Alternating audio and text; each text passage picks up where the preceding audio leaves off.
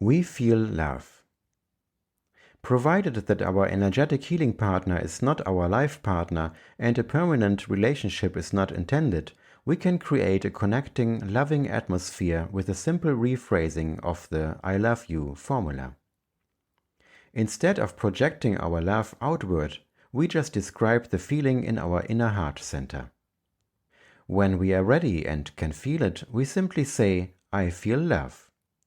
Some perceive this feeling already after a short time, and others need longer until they can open up enough.